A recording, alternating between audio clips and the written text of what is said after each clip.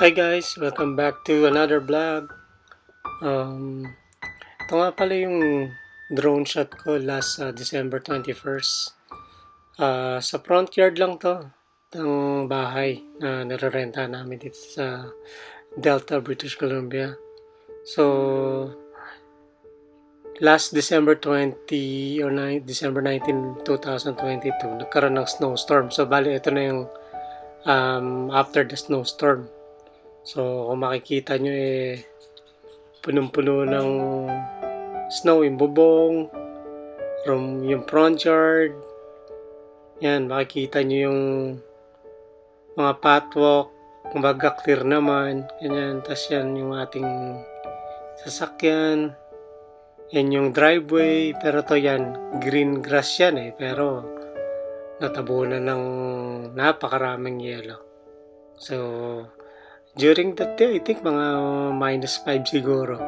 Mga around 1 PM yan Ayun, meron tayong snowman dyan, tsaka yung deer na may sleigh, tsaka si Mama Bear na natabunan din talaga ng napakarami snow. Siguro, I think mga around 30 cm, more than 30 cm yung snow niya. Medyo natunaw na yung iba dyan. I mean, kaya medyo kala nyo konti na lang, pero puting-puti.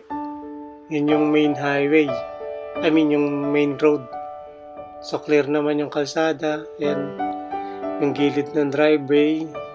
Clear. Na shovel na namin yan ni Bayaw. Ito. Yan mga maliliit na hedge dyan. Bagong lagay lang yan ng city. Yan Yan yung boat. Yung boat na yan, hindi sa amin yan. Sa pinsan namin yan, kay Kiatige. Yan, puno-puno ng snow. Grabe. Ang dami. Pakita ko rin sa inyo yung yung after nito, ang video na to, meron din tayong drone shot sa backyard naman. So, enjoy muna natin tong natitirang seconds.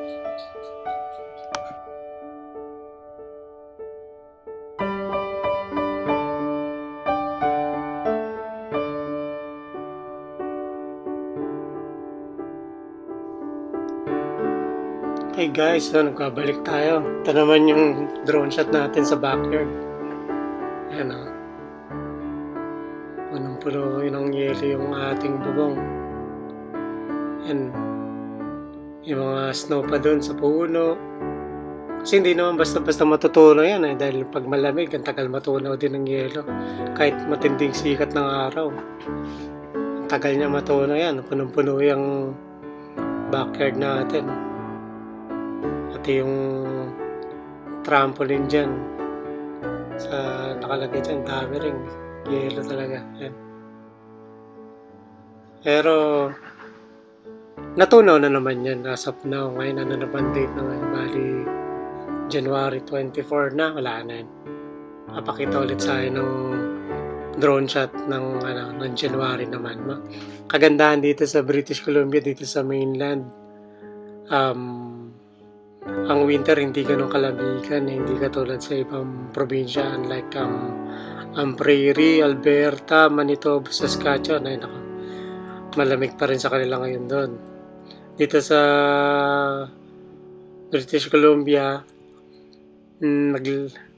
nag-stay na yung mga ng weather dito, mga 5 degrees to 10 degrees during this time of the year, ng January, winter time.